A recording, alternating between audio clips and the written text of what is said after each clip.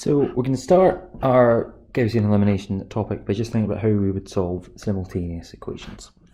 So hopefully it's something that we can do. We might see it where it asks us to solve something like 2x plus 3y equals 8 and 5x minus 2y equals 1. Okay, so as always, we can label them 1 and 2. We want to try and match the coefficients. Okay, again, national 5 thing, so let's multiply equation 1 by 5.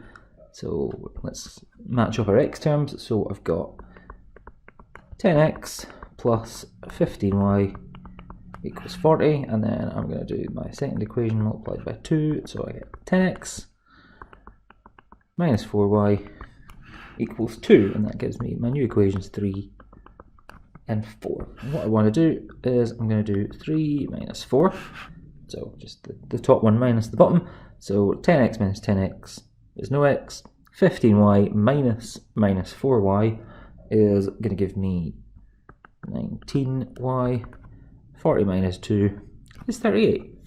19 what? So 38, 2.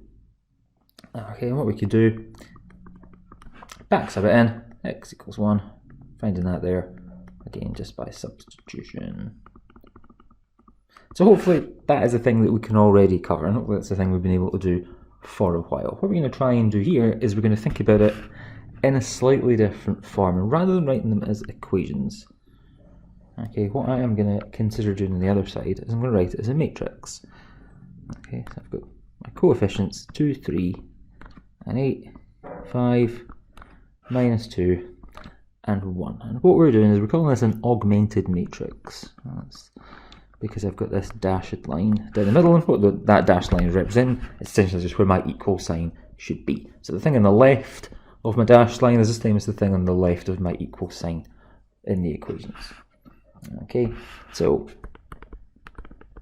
this is an augmented matrix.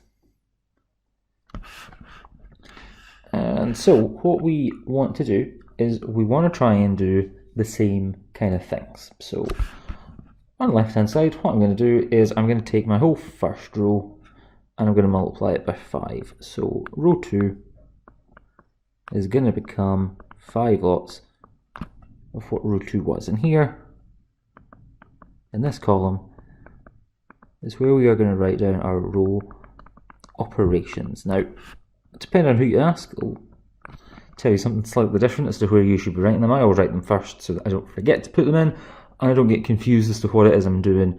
It's there just to remind me. So that comes first. Row 2 becomes 5 lots of what row 2 was, and so I get 10, 15, 40. Okay, I just start to make my matrix up. What we are going to change though is that actually shouldn't be row 2 at all, because it's the first row. So that's a stupid thing to have said.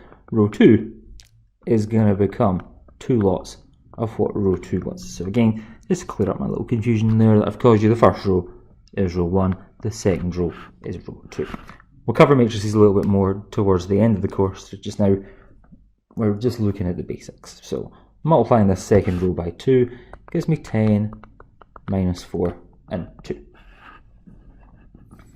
What we want to try and do is we want to try and get it in what we call upper triangular form. So let's look at that in just a minute. So my first row can stay the same.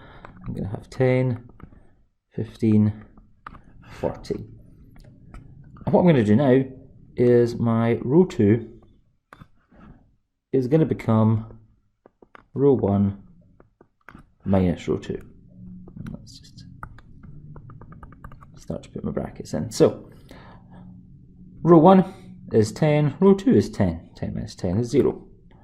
Row 1 is 15 minus row 2, which is minus 4, and that gives me 19. Row 1 is 40 minus row 2 is 38. And what we've got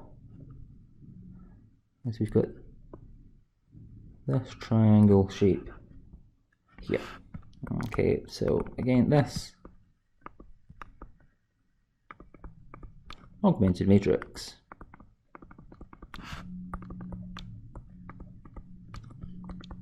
is now in upper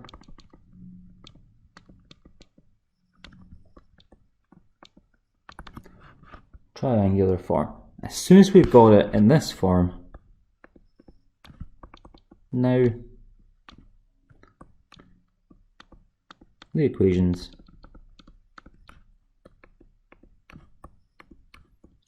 can be solved.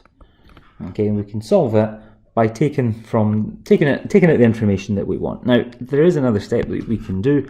Again, it depends on which kind of examples you're looking at. For the completeness of your notes, we'll write in the next one. So we've got 10, 15, 40. And what I want to do here is I want row 2 to become row 2 divided by 19. Why are we doing that? Well, when we do 0 divided by 19, it's 0. When I do 19 divided by 19, it's 1. 38 divided by 19 is 2. And so what we can see right from that is that here, 1 lot of y is equal to 2. And if we back substitute that in, we should get the same answer out as x equals 1 as we did before. Now, when we're looking at this here, our matrices take a little bit longer when we're looking at 2 equations with 2 unknowns. But we're about to push on and we're going to have a look at some more complicated ones. So this is just to try and get an idea of how we're setting these up so that we can start moving forward.